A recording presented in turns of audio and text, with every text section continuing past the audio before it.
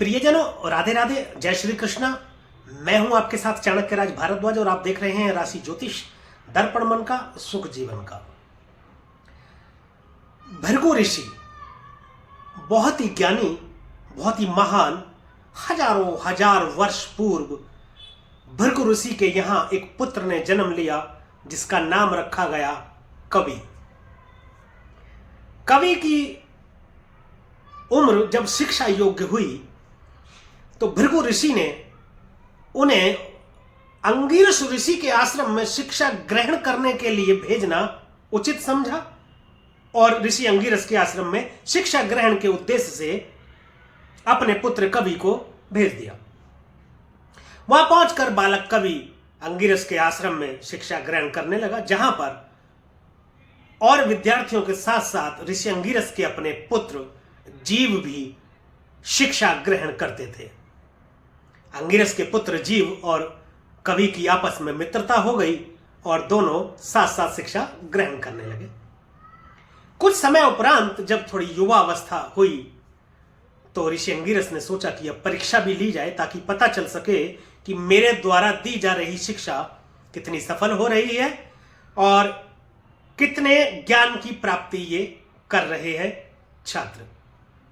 तो उन्होंने अपने पुत्र जीव और भृगु ऋषि के पुत्र कवि को सामने बिठाकर कुछ प्रश्नों के उत्तर जानने चाहे।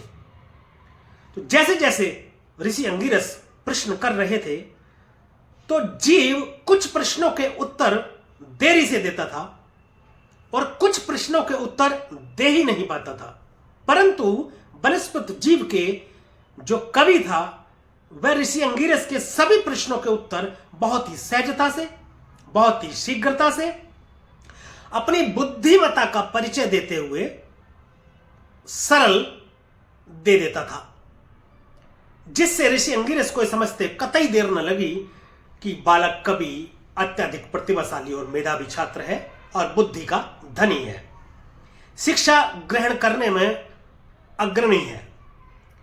और वह यह भी समझ गए कि उनका पुत्र जीव शिक्षा ग्रहण करने में पिछड़ गया है और वह कवि जो है आगे निकल गया है।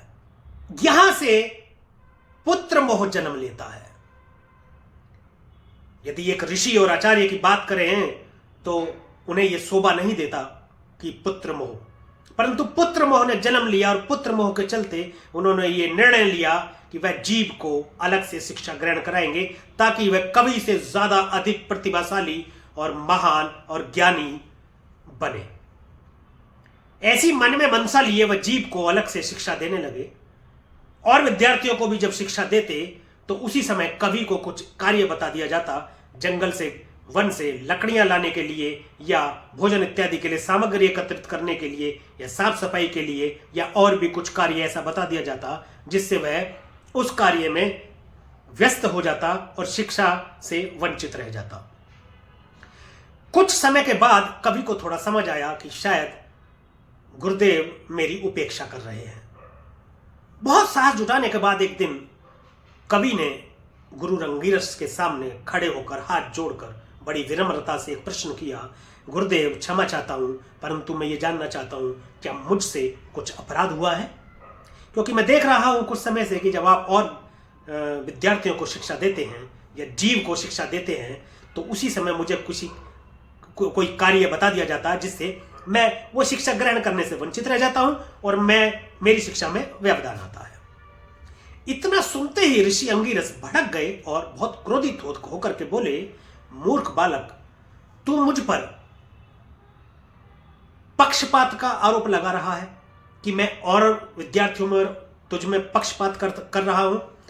ऐसी जिज्ञासा या ऐसा मन में विचार रखने वाले के लिए मेरे आश्रम में कोई जगह नहीं है। तू इसी वक्त और अभी मेरे आश्रम से निकल जा। ऋषि अंगिरस, गुरु अंगिरस के ये कटु वचन सुनकर उसको भी गुरुदेव की आज्ञा मानकर और उन्हें प्रणाम करके वह आश्रम से चला गया और जा पहुंचा उस समय के एक और महान ऋषि गौतम ऋषि के आश्रम में। गौतम ऋषि के आश्रम में जब वह पहुंचा तो गौतम ऋषि ने उसे शरण दी और गौतम ऋषि को भी उसकी प्रतिभा और बुद्धिमत्ता पहचानने में देर न लगी और तब फिर उससे आगे की शिक्षा गौतम ऋषि ने उसकी प्रारंभ की कुछ ही समय में शिक्षा ग्रहण करने के उपरांत गौतम ऋषि ने कवि को कहा कि मेरे पास जो भी शिक्षा थी या जितनी शिक्षा यहां मौजूद थी वह आपको दी जा चुकी है, परंतु आपके अंदर और भी प्रतिभा है, आप और भी ज्यादा प्रतिभाशाली हैं, अधिक प्रतिभाशाली हैं, आप बुद्धि के धनी हैं, आपको और शिक्षा मिले तो आप उसे भी समाहित कर सकते हैं। तो आपको भी और शिक्षा की आवश्यकता है, तो पृथ्वी पर तो कोई आचार्य या कोई ऋषि ऐसा है नहीं जो आपको शिक्षित कर सके, इससे आगे की आपको शिक्षा दे सके। अब तुम ऐसा कीजिए कि तुम देवादिदेव महादेव की आराधना कीजिए, उनकी तपस्या कीजिए। गुरु को आदेश मानकर कवि तपस्या में लीन हो गया। हजारों वर्ष तक देवादिदेव महादेव की तपस्या करने के उपरांत महादेव प्रसन्न हुए और उन्हें अपने दर्शन देकर उन्हें एक आशीर्वाद दिया, एक वरदान दिया विद्या के रूप में। तो वो विद्या क्या थी? वह विद्या थी मृत संजीवनी विद्या। मृत संजीवनी विद्या से सुशोभित शुक्राचार्य अति प्रसन्न हुआ। तब तक वो कवि था। कवि अति प्रसन्न हुआ और देवादेवी महादेव की स्तुति करने लगा। परंतु तब तक जो कवि था वह दैत्य गुरु बन चुका था। अब तो दैत्यों में खुशी की लहर दौड़ गई, क्योंकि मृत संजीवनी वह विद्या थी, उससे किसी भी मृत व्यक्ति को जिंदा किया जा सकता था, जीवित किया जा सकता था, और यह विद्या पृथ्वी पर उसके अलावा किसी के पास नहीं थी। दैत्य गुरु आपे से बाहर हो गए, क्योंकि उनका जो भी दैत्य मृत होता था उनके गुरु उसको जीवित कर दिया करते थे। तो उन्होंने सोचा कि अब तो हम कोई मरेंगे तो जीवित हमारे गुरु कर ही देंगे। तो ऐसा मन में विचार लिए उन्होंने सोचा कि क्यों ना देवताओं पर आक्रमण करके और त्रिलोक पर अपना कब्जा जमा लिया जाए, अपना अधिकार जमा लिया जाए। यह सोचकर उन्होंने देवताओं पर आक्रमण कर दिया, जिससे देवताओं में खलबली मच गई और महादेव के पास जाकर उन्होंने सारा वृत्तांत सुनाया।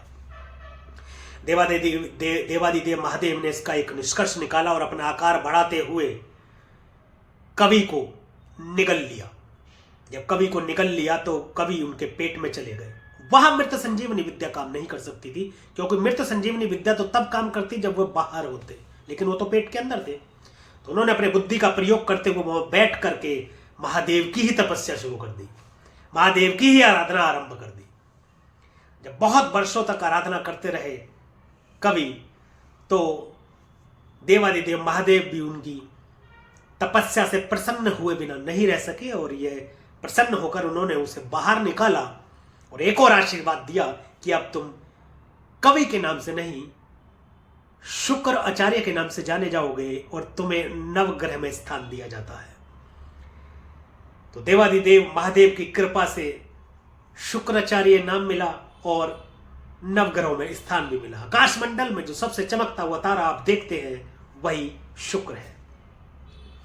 यह कहानी सुनानी अति आवश्यक थी, और ये सुनाने का अभिप्राय इसलिए, ये मेरा अभिप्राय ये था इस कहानी को सुनाने का, क्योंकि 18 जनवरी सन 2024 को रात्रि 8:46 पर दैत्य गुरु शुक्राचार्य राशि परिवर्तन कर चुके हैं, गोचर कर चुके हैं, और अब जो गोचर कर रहे हैं वह कर रहे हैं धनु राशि में।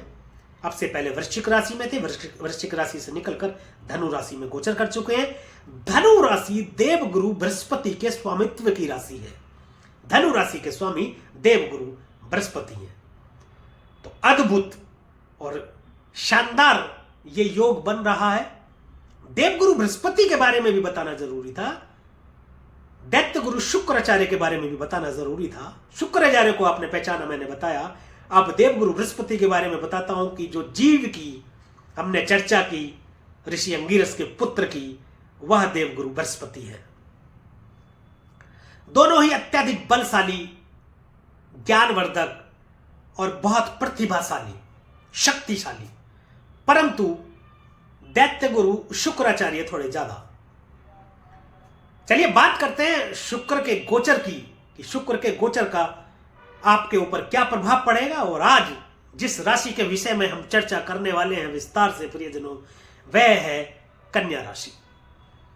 तो प्रियजनों मेरे साथ बने रहिएगा आप अंत तक, नजरें गड़ाए बैठे रहिए अपने मोबाइल की स्क्रीन पर, जरा सा भी इधर उधर ना होइएगा, क्योंकि मैं बताऊंगा कन्या लग्न और कन्या राशि के जातकों पर शुक्र के गोचर का प्रभाव, और साथ ही वीडियो के अंत में कुछ उपाय, प्रभावशाली उपाय, सिद्ध उपाय भी बताऊंगा, जिनके माध्यम से शुक्र के नकारात्मकता को कुछ हद तक सकारात्मकता में परिवर्तित कर सकते हैं और सकारात्मकता को कुछ हद तक और बढ़ा सकते हैं।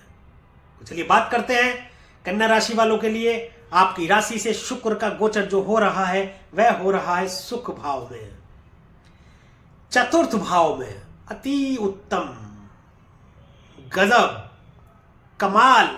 आपको तो प्रसन्न हो जाना चाहिए कन्या राशि वालों। आपकी तो समझ लीजिए बल्ले बल्ले। संपूर्ण सुखों की प्राप्ति करा लाने वाला जो भाव है वह है चतुर्थ भाव, सुख का भाव। माता का विचार भी यहां से करते हैं। यदि किसी की जन्म कुंडली का विश्लेषण करते समय यह जानना होता है कि संपूर्ण सुख की प्राप्ति है या नहीं है, या है तो सुख की कितनी प्राप्ति है, तो वह चतुर्थ भाव से देखा जाता है। चौथा घर चंद्रमा का घर है। संपूर्ण सुखों की प्राप्ति के कारक शुक्रदेव चतुर्थ भाव में विराजमान हो गए। इन सभी सुखों की प्राप्ति तो आपको करा ही देंगे, पक्का समझ लीजिए आप। यदि कोई प्रॉपर्टी खरीदना चाहते हैं, कोई वाहन खरीदना चाहते हैं, कोई मकान खरीदना चाहते हैं, भवन भूमि वाहन, इनमें से कोई भी चीज यदि अभी आप खरीदना चाहते हैं तो आप उसकी तैयारी कर लीजिए। आपके ऊपर धन की वर्षा होने वाली है। इन सब चीजों की प्राप्ति इस दौरान आपको करा डालेंगे शुक्रदेव। शुक्रदेव धन के कारक हैं, शुक्रदेव प्रेम आलाप के कारक हैं, भोग विलासिता के कारक हैं, शुक्रदेव स्वच्छता के कारक हैं, गायन के कारक हैं, सेक्स चिकित्सा के कारक हैं, सौंदर्य प्रसाधन के कारक हैं। शुक्रदेव प्रेम की वर्षा करते हैं। आपके आसपास का जो वातावरण है उसके प्रेममय बना देते हैं, उसको प्रेम के कारक कहे जाते हैं शुक्रदेव। अब देखिए बात करते हैं शुक्रदेव जो बने हैं वह आपके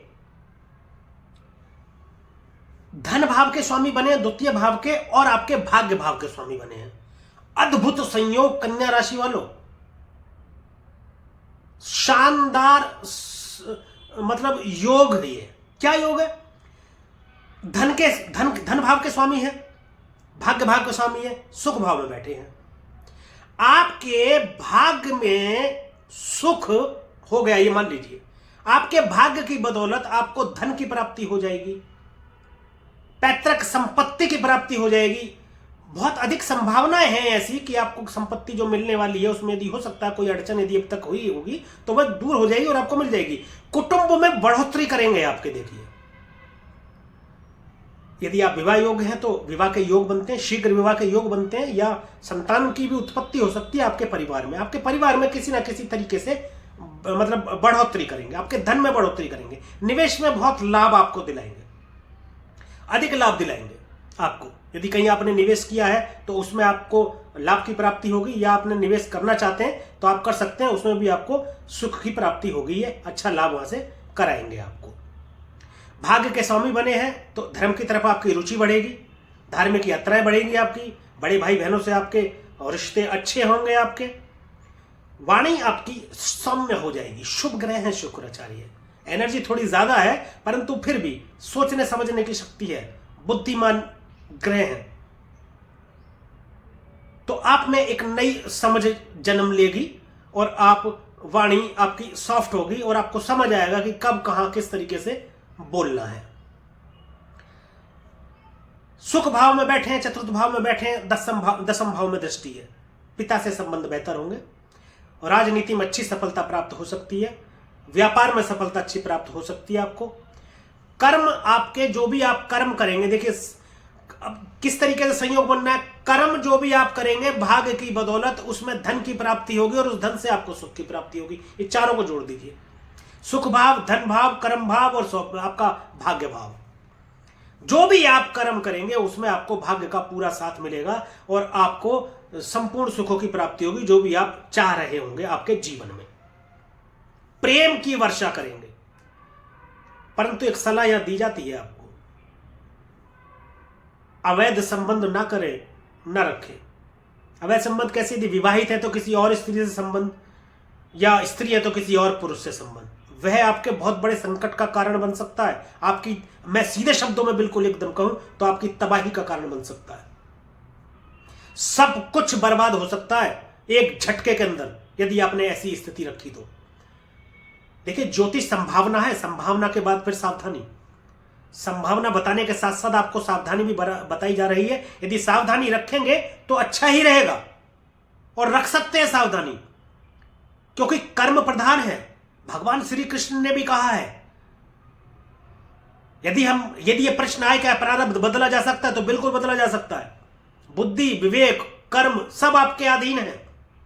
आप अपने कर्मों को ठीक करके उसको थोड़ा सा सही कर सकते हैं, परंतु यह करना आपको ही होगा। बाकी तो आपके लिए अच्छा फल रहने वाला है। ये गोचर आपके लिए बहुत शानदार रहने वाला है। कन्या राशि वालों के लिए तो बहुत बढ़िया गोचर है। ये पूरे महीने आपका गोल्डन पीरियड है। ज्यादा उपायों की आपको जरूरत है नहीं, लेकिन फिर भी मैं बता देता हूं आपको कि मां लक्ष्मी की आराधना करें। आप मां लक्ष्मी के मंदिर जाएं और उन्हें सफेद पुष्प अर्पित करें। मंदिर तो आप जाएं तो अच्छा ही है, सभी लोगों को मंदिर जाना चाहिए, ईश्वर की आराधना करनी चाहिए। तो आपके लिए बहुत शानदार ये रहने वाला है। ये रहा कन्या राशि और कन्या लग्न के जातकों पर शुक्र के गोचर का प्रभाव। ये वीडियो यदि आपको अच्छी लगी हो, दी गई जानकारी आपको पसंद आई हो, उससे संतुष्ट आप हो, तो वीडियो को लाइक करें, शेयर करें और हमें कमेंट करके जरूर बताएं कि जो गोचर हमने फलित किया है यह आपकी जन्म कुंडली पर कितना सटीक बैठता है। तथा हमारे YouTube चैनल को सब्सक्राइब करें तथा बेल आइकन बटन को जरूर दबाएं, ताकि इसी प्रकार की और भी महत्वपूर्ण जानकारियां आप तक समय समय पर पहुंचती रहे। तो आज के लिए, अभी के लिए बस इतना ही प्रियजनों। मुझे आज्ञा दीजिए, मिलेंगे अगली वीडियो में। एक और राशि के विषय में चर्चा करेंगे, शुक्र के गोचर की। तब तक के लिए प्रियजनों, राधे राधे, जय श्री कृष्णा। और आप देखते रहिए राशि ज्योतिष, दर्पण मन का, सुख जीवन का।